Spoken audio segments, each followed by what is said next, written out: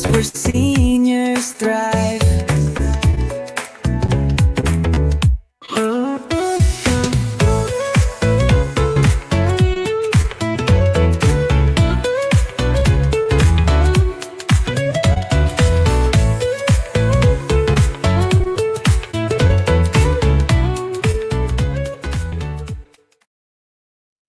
Introduction to Part 2, A Legacy with a Plan.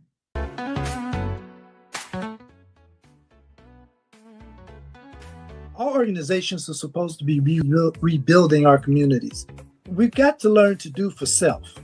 And if I could leave a legacy of any sort, it would be a blueprint for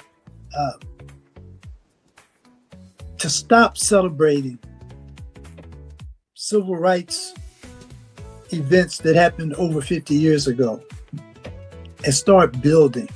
Dr. King said, "I have a dream." He didn't develop a plan for us. He expected us to do that. And here we are 50 plus years later, and there's no plan. From the conversation, Empowering Minority Families Across Generations, a conversation on strategy, seniors, and civic unity with Mr. Darryl Matthews. Last week, we heard the opening of a powerful call to action, a reminder from Mr. Matthews that passion without a plan leaves communities stuck in cycles of hope and hardship. His words stirred a deep truth.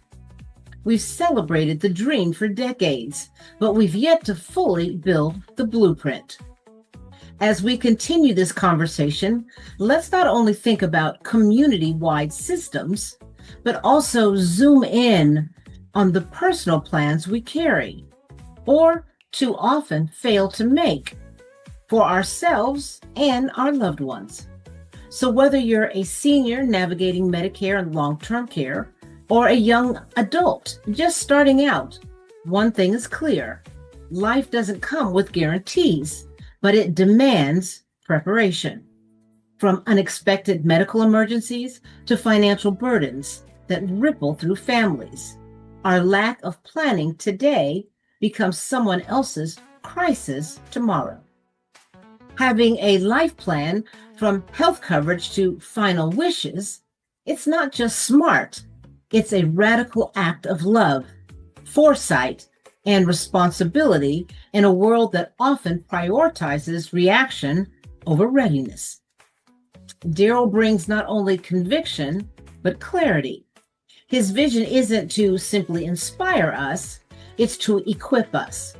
So as you listen, do more than nod in agreement. Reflect, take notes, and share this. Add your voice in the comments below. Are we doing enough as individuals and as communities? Where do you believe we should begin? What would your version of a life plan include?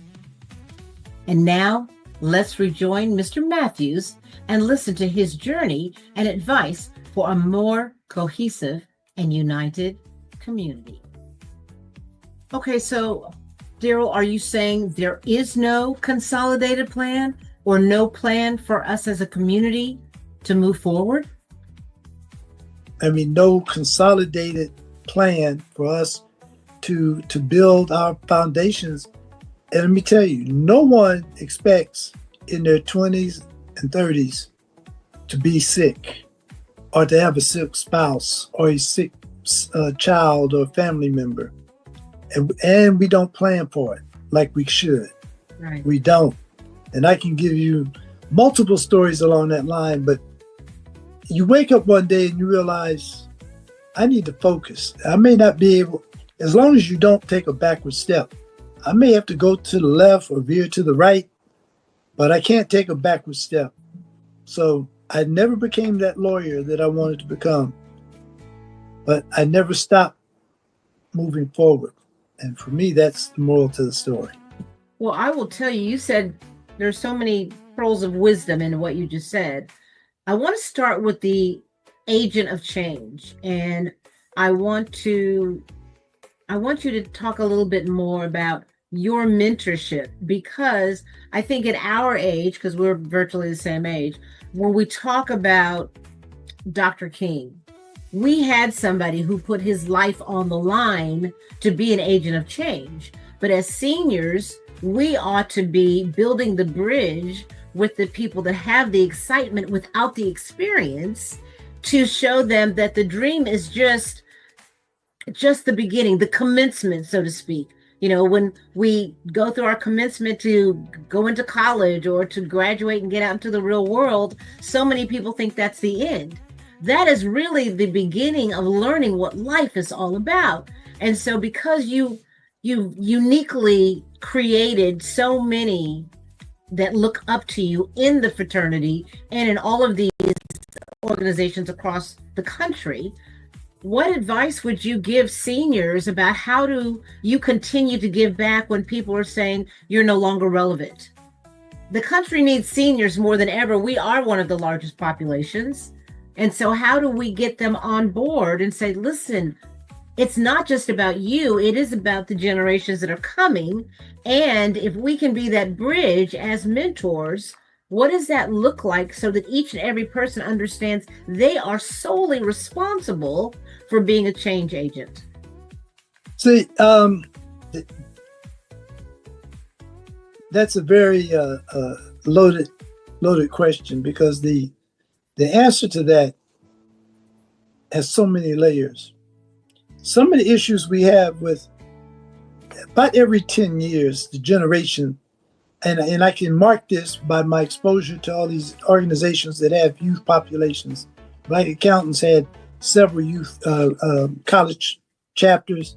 And our mission, we saw our mission as developing the next generation of accountants, because so many had been denied many opportunities. There was a time when Wall Street would not hire, or corporate America would not hire Black accountants. And to become a CPA, you had to be able to show that you practiced. Now, that's another whole nother dynamic. But my point is, in many instances, seniors have recognized their responsibilities and their roles, and they've been rejected roundly by the youth coming after them. I tell my brothers, the young brothers, one of the reasons I feel like I've been successful is because I used to go to the alumni chapter meetings and sit in the back and listen to the debate, the parliamentary points of order, how you put an idea across, how you argue and position yourself to get your ideas on the floor. In other words, I went to where the knowledge was. We have young people now that don't want to hear from their elders. They know it all. And it's not all on them, because we have some elders who haven't really been acting like respectful role models. So part of my journey was to identify, you get a lot of advice, but some of it is not worth following or worth taking, but you file it away because you need to remember that there are where other people are coming from. I wish that our seniors could get our youth to understand, and I wish there was somewhere our youth, see, many of our seniors have come with an attitude, they weren't listening. You've got to listen. That's that iron sharpening iron. One of the things about the fraternity for me was the older brothers, the seniors, needed us because we brought fresh and new ideas. We needed to listen to the seniors because there are many of our ideas that we thought were new and relevant. They've been there, done that. They could at least tell us the pitfalls, but we were so busy being ourselves, being, our true authentic selves, as the terminology goes today. We got to sit down and realize we need each other. And we also have a debt to help those who have come along the way. And I see a lot of older civil rights workers in Atlanta, many of whom are passing away because their time has come and gone. But a lot of the treasury of ideas, the treasure trove of ideas, the experiences they had are being lost because young people are coming along now thinking they know it all. And this is not a bashing of the youth, but just a criticism of their failure to understand that you are not taking advantage of a lot of opportunities that your grandparents were forbidden, or your great-grandparents were forbidden to take.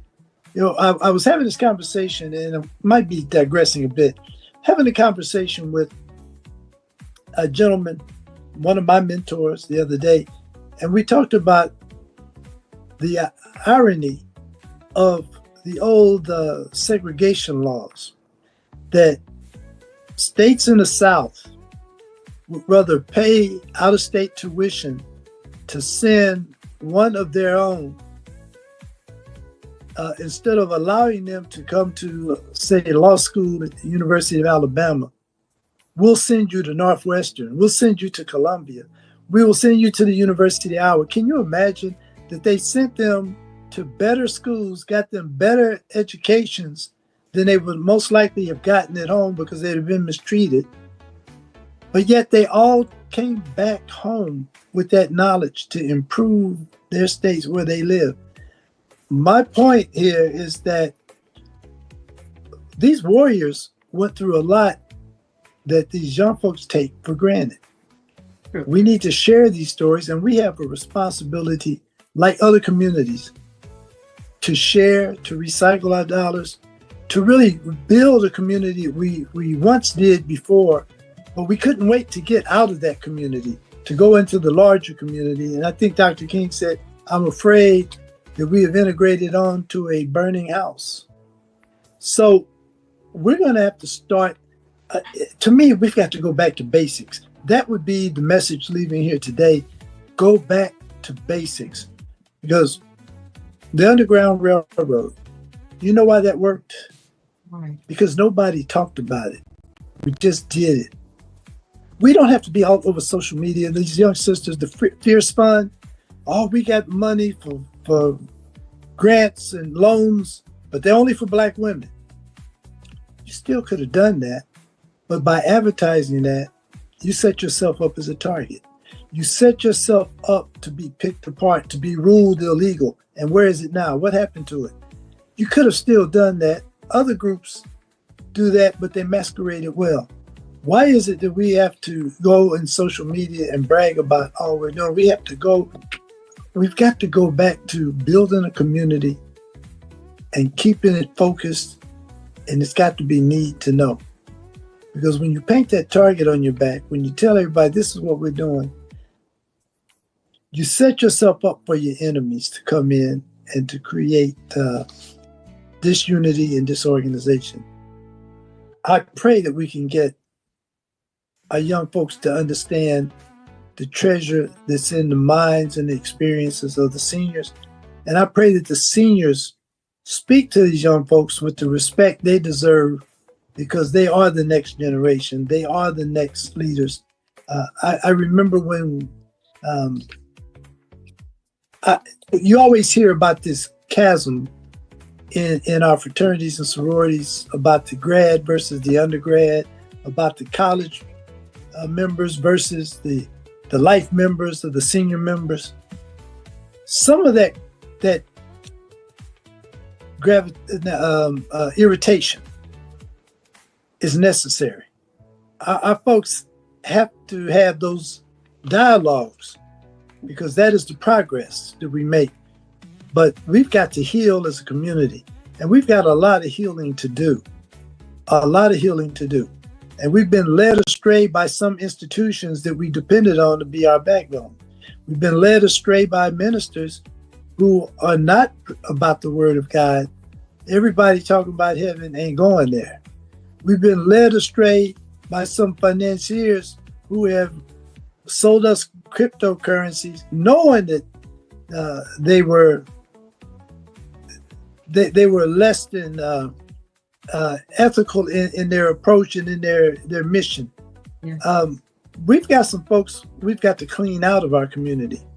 We keep getting led astray by the people who raise their hand and say, I'll be the leader, put me on television. We've been bamboozled, run amok, yeah, and led astray.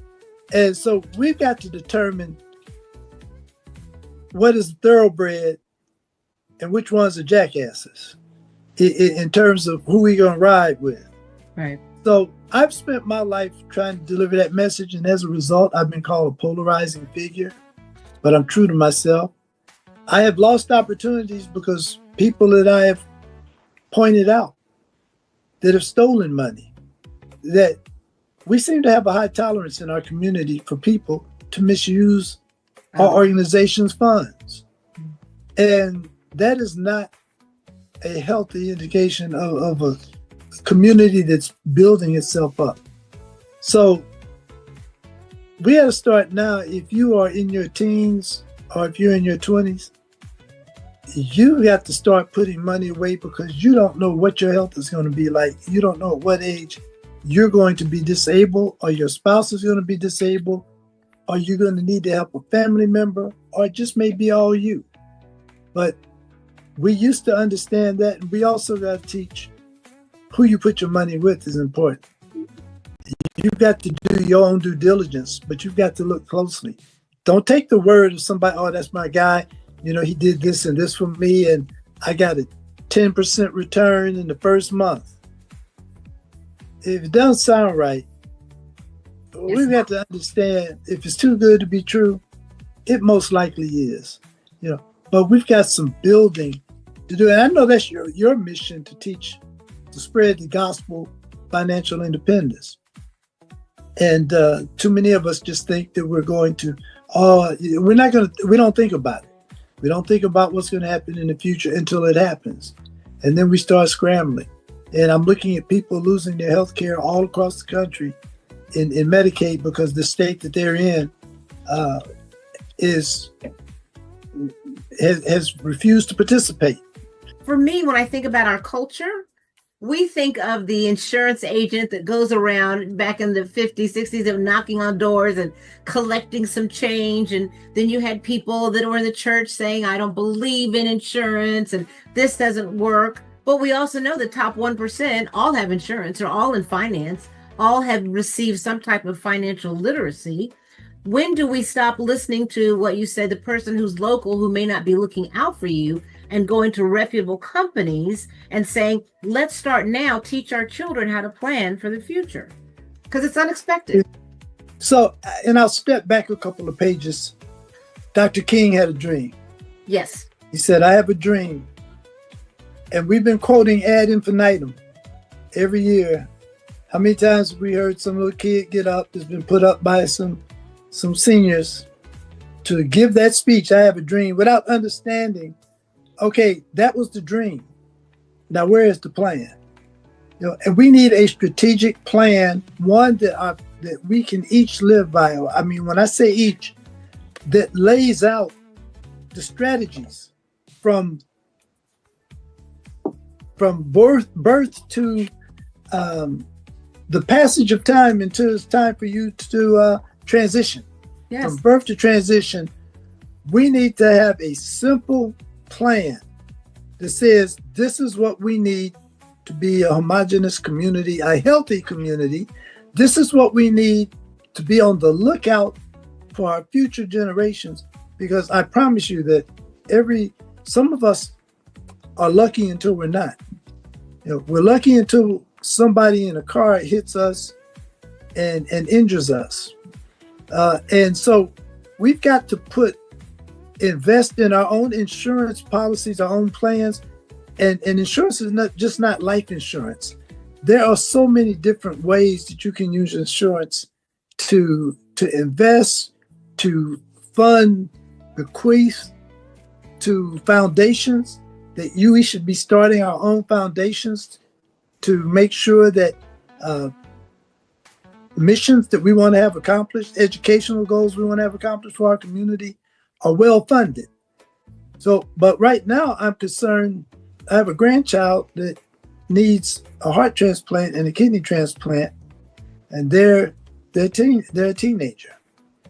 This goes back to their birth.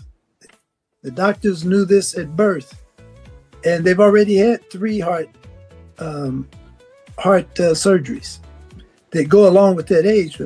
My point is that none of us expect for a child or grandchild to be born with an abnormality that can be treated, but you've got to have support and insurance. There is a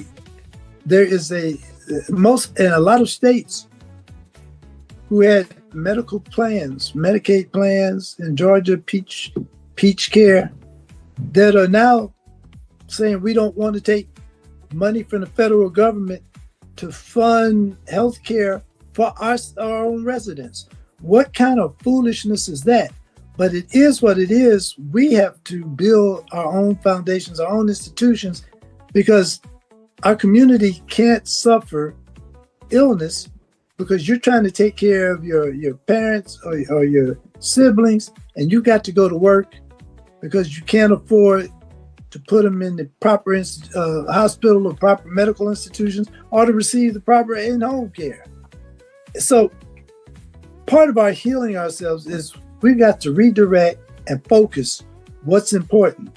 Some of us would rather spend the money to go to BET Awards or go see Beyonce, who already has hers. No slam on B. You do your thing, girl. As a matter of fact, I think father went to Fisk just a few years ahead of you. Yeah. And so no slam, but B's We've got to look out. We've got to look out for ourselves. I mean, the entertainers, the athletes, okay, they've got theirs. They've got financial advisors and professionals and all that. But the average everyday person still has a responsibility because education is freely given now. You don't have to go to Harvard to get the education. You can go on ChatGPT and find out as much as you want, and however deep you want to go into it. But the idea is we've lost the inspiration from the Martin Luther Kings, from the I have a dream to I have a strategy to I have implementation to I want to make this happen. And so, like you said, which is why I give you all the accolades, you've gone and helped put up the monument and all that for him. But what are we doing today? And that's why I went to work for all of these diverse organizations, because I assumed that there were leaders, and there are few but not concentrated numbers, I assumed that we could get a coalition of groups. And this is my big frustration. There's a thing called Project 2025 that was supposed to be the blueprint, allegedly the blueprint, whether it is or not. We're not here to debate that today, but there was a blueprint laid out for this current administration. Now, we had people who took issue with a lot of what was in Project 2025, but not one organization I'm familiar with ever sat down and said, here's the think tank, here's the counter. Where is the project that is going to address the maladies in our community, the dysfunctions? We know what they are, but when do we quit complaining and fussing about them on social media and actually sit down and say, CBC, Congressional Black Caucus, Urban League, NAACP, we don't need you in silos. We need the community sitting down. We need thinkers. We need thought leaders saying that this is the way out of this, or here are several paths that we can take. But I'm not seeing that. I'm seeing a bunch of folks that want to get the presidential suite. Well, I'm the president of this organization. So when we have our annual convention, I get the presidential suite, and I'm going to make sure it's stocked with all my premium brands so I can bring my crew, my clan up in here to celebrate throughout the whole week. That's what our organizations and their conventions, their conferences were becoming. I warned them, and I tried to strengthen these organizations. I was not going there. It has never been about Darryl Matthews. It is about what legacy can we leave for the next generation. So you don't see any of these organizations trying to, I guess they assume that all of their members, if you're a member, then you must be well off. You must have the proper hospitalization, medical care. Now, we've seen some efforts, sporadic efforts, but we don't have a strategic focus. We don't have a plan to address our maladies. You know, we know we can't save the world, but we can damn sure try.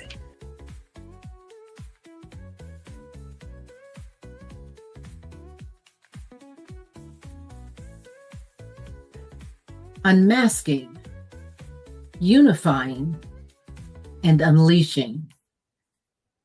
This concludes part 2 of our in-depth discourse with the ever-insightful Mr. Darryl R. Matthews Sr. Today, we traveled beyond the surface conversations. We ventured into the soul of our communities. We heard the uncomfortable truths about how we've been misled, misinformed, and sometimes manipulated, not just by outside systems, but too often by the very people we trusted. From crooked financiers to charming faces who mimic friendship for personal gain, Mr. Matthews held nothing back, and we needed it. With courage and clarity, he exposed the fault lines that continue to fracture our progress. As he put it, we've been led astray by people who raise their hand and say, "I'll be the leader, put me on television." That quote alone should make us pause, reflect, and ask, who's guiding us? And where are they really leading us? But beyond critique, Mr. Matthews offered something much greater, a wake-up call to reclaim our integrity, to rebuild trust, and most importantly, to finally implement the plan. Not just for civil rights events of the past, but for the realities we face today. A plan where our seniors are valued as wisdom carriers and our youth are equipped as future builders. A plan rooted not in performance, but in preparation. This wasn't just a conversation, it was a community mirror. And so the healing begins, out loud, in truth, without shame. So drop your thoughts in the comments. What struck you most from today's episode? What role do you believe you play in shaping this future? What kind of legacy are you preparing to leave? And stay tuned for part 3, where we'll dive deep into finances, insurance, and the practical tools we need to stop surviving and start living the dream, ethically, sensibly, and with a plan. Because one day, the dream won't be a memory or a mantra. It will be the reality we fought for and finally claimed. Thank you for joining this sacred space for truth and transformation. I'm Monet Swan, and this is Talk Power Thursday on Secure 65 Health Plans. Don't forget to like, share, subscribe, and most importantly, continue the conversation below. Do you agree? Do you disagree? Why or why not? We'll see you next week for part 3 of Empowering Minority Families Across Generations with Mr. Darryl R. Matthews Sr. Let's heal in honesty and build with intention together. I'm Monet Swan. Love you guys.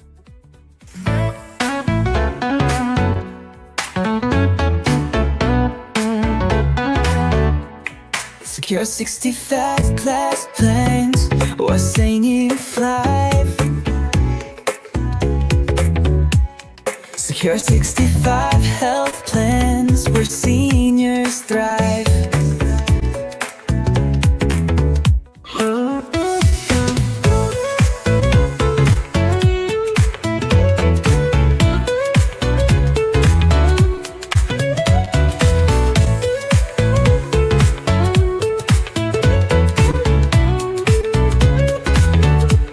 Secure 65 health plans, where seniors thrive.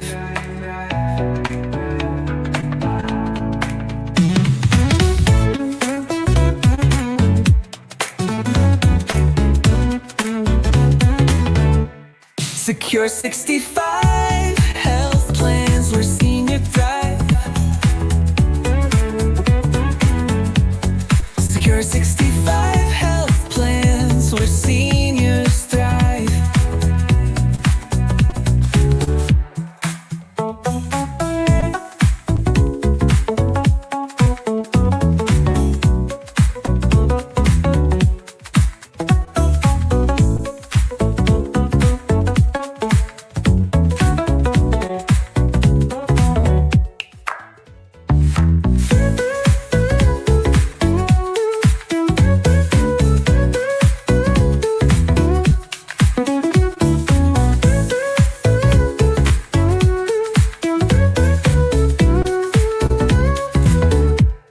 Secure 65 health plans where seniors thrive.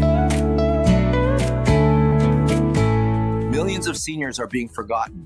Medicaid can't cover their needs. Please donate to Collaborative Expansion Foundation. We can't wait.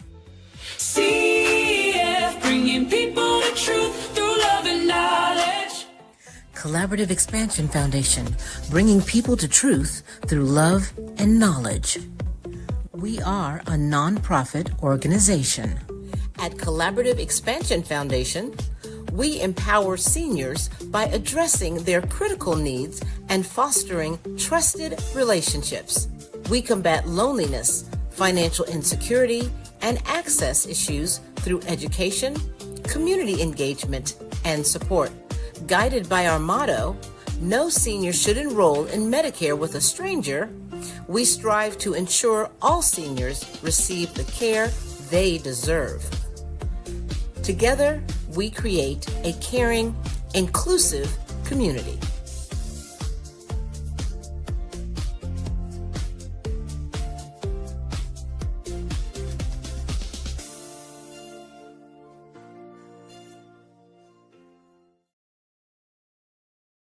Come join the Love and Trust Tour with Secure 65 Health Plans.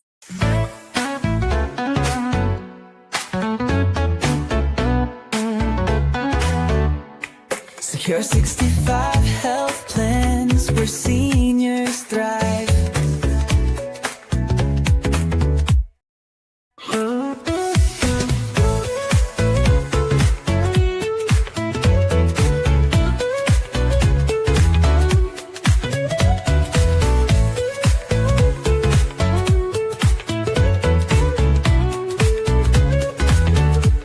Secure 65 health plans where seniors thrive.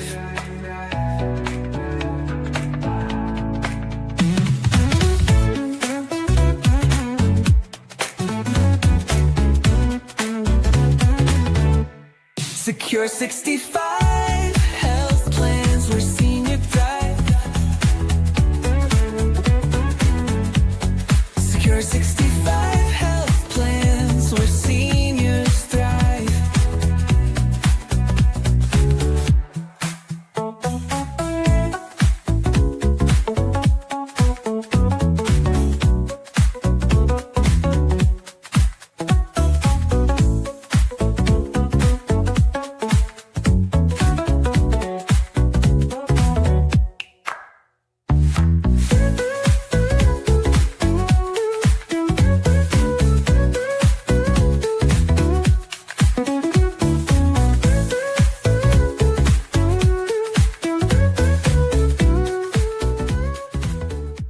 Secure 65 health plans where seniors thrive.